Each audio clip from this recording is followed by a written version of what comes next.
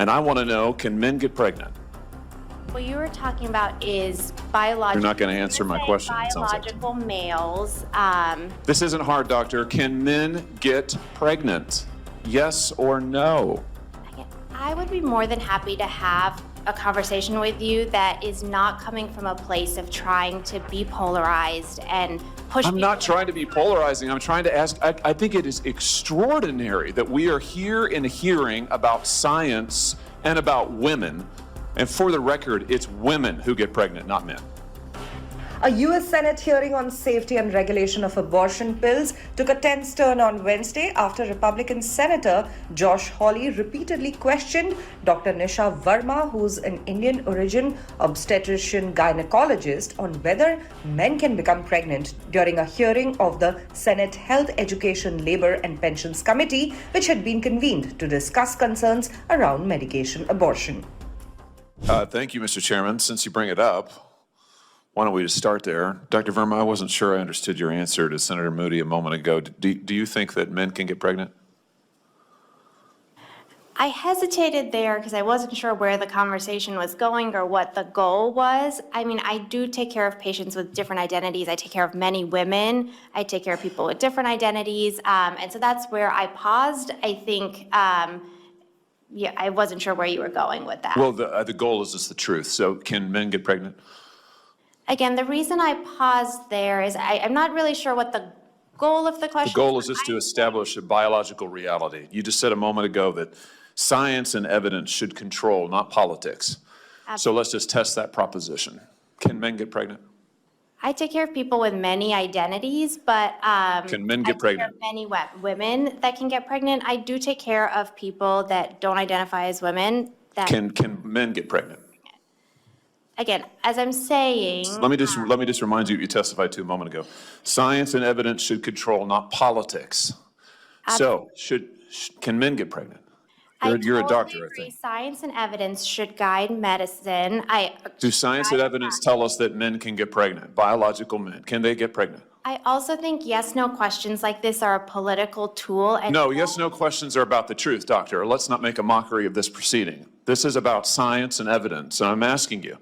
You know, the United States Supreme Court just heard arguments yesterday at great length on this question. This is not a hypothetical question. This is not theoretical. It affects real people in their real lives. And you're here as an expert, called by the other side as an expert, and you've been telling us that you follow, right, you're a doctor, and you follow the science and the evidence. So I just want to know, based on the science, can men get pregnant? That's a yes or no question. It really is, I think. I think you're trying to reduce the complexity of a lot. I'm not. I'm trying to get, it's not complex. I'm trying to get to an answer, and I'm trying to test, frankly, your veracity as a medical professional and as a scientist. Can men get pregnant? I think you're also conflating This is extraordinary. male with... No, I'm not conflating male and female. They're two different things. There's biological men and there's biological women. And I want to know, can men get pregnant? What you were talking about is biological... You're not going to answer my question, it sounds like. Biological males. This isn't hard, doctor. Can men get pregnant? Yes or no? Again, I would be more than happy to have a conversation with you that is not coming from a place of trying to be polarized and push... I'm not trying to be polarizing. I'm trying to ask, I think it is extraordinary that we are here in a hearing about science and about women. And for the record, it's women who get pregnant, not men.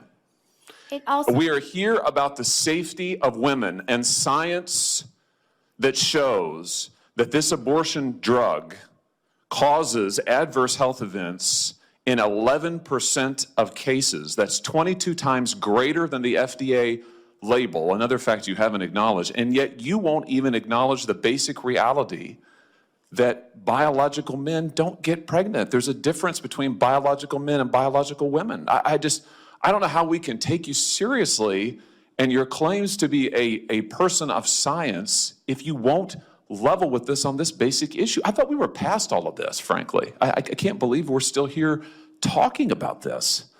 I am a person of science, and I'm also someone here who's here to represent the complex experiences of my patients, and I don't think polarized language or questions serve that goal. I don't think they serve the American people. It is not polarizing to say that there is a scientific difference between men and women, and I want this to be clear and for the record. It is not polarizing to say that women are a biological reality and should be treated and protected as such.